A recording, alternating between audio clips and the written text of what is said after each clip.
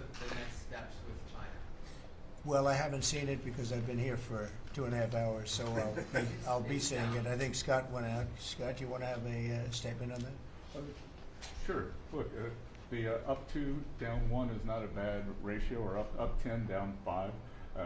And I think, as we have talked about, as we go through the queue and settle with these countries who are going to bring us their best offers, we will end up in a place of great certainty over the next 90 days on tariffs. But we had very good inflation numbers today. Oil's down. We had a successful bond market, so I don't see anything unusual today.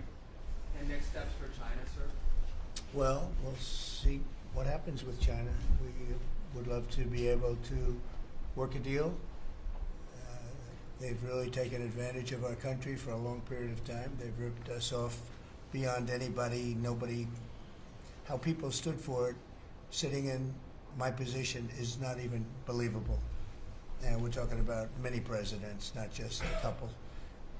But they did, and all we're doing is putting it back in shape. We're resetting the table.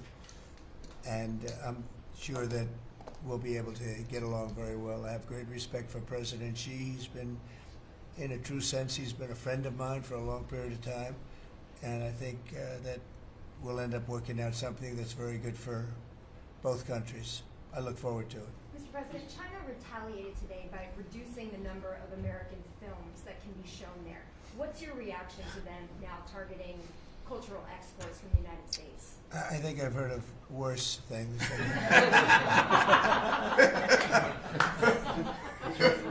Yes, please.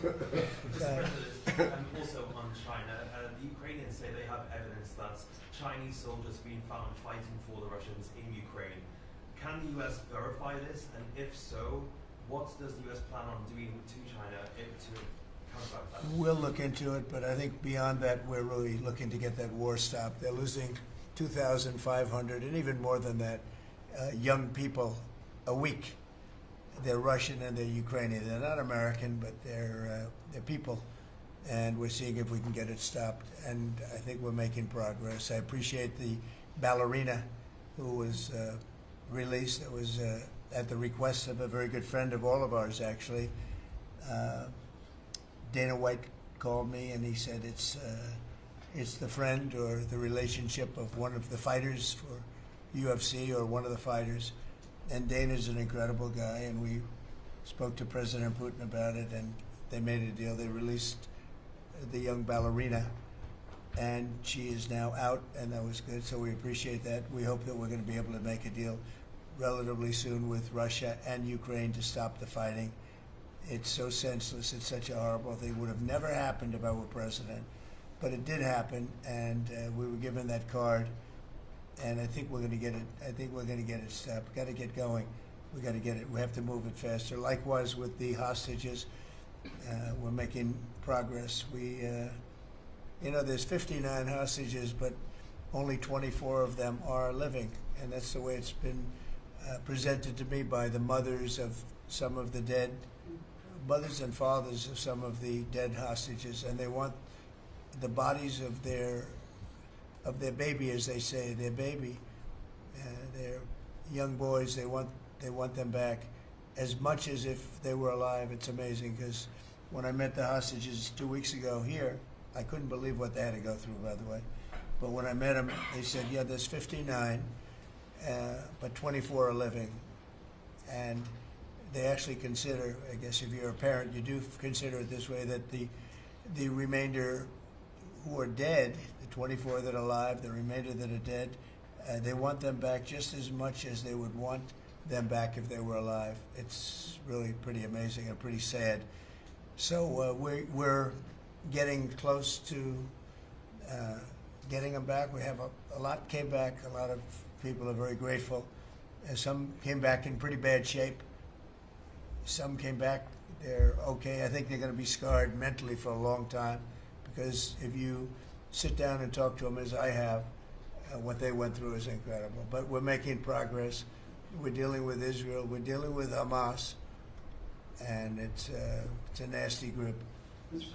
President, so how close are you to the first country coming to actually make a deal with the United States over tariffs? Is it days, months? Well, I think it's very close, but we have to have a deal that we like. We don't want a deal that's going to be a bad deal, or I could make every deal in one day if I wanted to. I could do this all in one day. I could just say, here's what we'll do.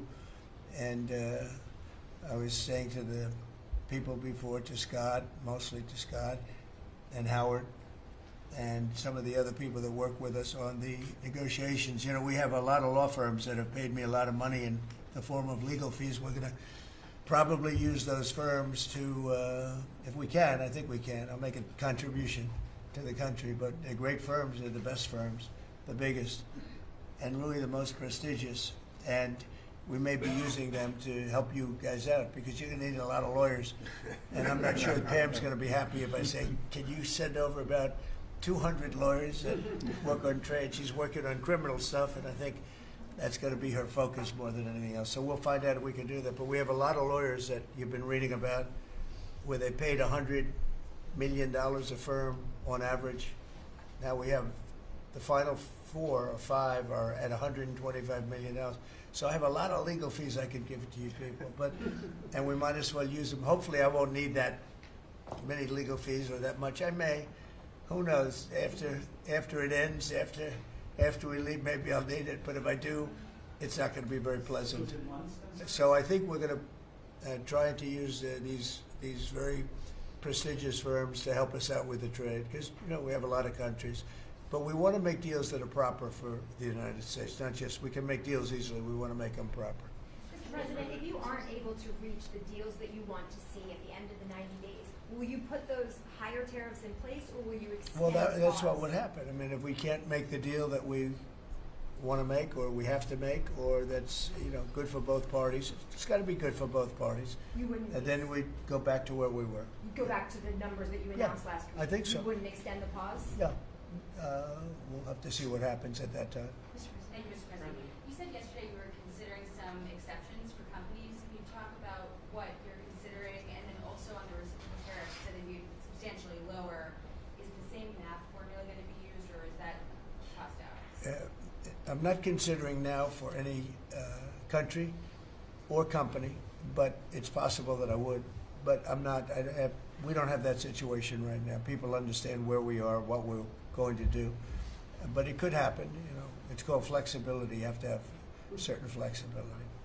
Mr. President, what are you planning on using the money that you're gaining from revenue through the tariffs on? Paying down national debt, reducing taxes, creating good budgets, helping Christie with the border and all of the other things. I built hundreds of miles of wall, as people now understand, 571 miles of border wall in the first administration. But we're going to beef it up, and we're going to add more. And the numbers are incredible. Really, the numbers are what's taken place. We had great numbers, but these numbers are topping my last administration. And Christie and Tom Homan have done an amazing job. But it's an expensive process. This weekend, where they used to have hundreds of thousands of people standing there pouring through the border in Tijuana, Mexico, this weekend they had nobody. You had a man sweeping this massive piece of concrete, which is, the area where they said massive. And I've looked at that during the Biden administration.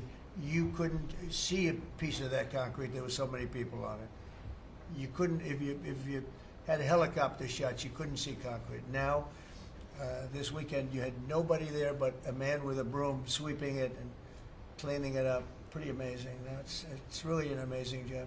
But it will be used for that. It'll be used for a lot of things. It'll be used by the Department of Justice for doing a great job. Pam is doing a fantastic job. So it's going to be used for a lot of different things. Mr. President, on the 10% tariff, is that a basement? Is that the It's a floor? baseline. Can countries negotiate that to bring that It depends down? on what they're adding. Some countries we have massive deficits with, or they have big surpluses with us, and others it's not that way. So it depends.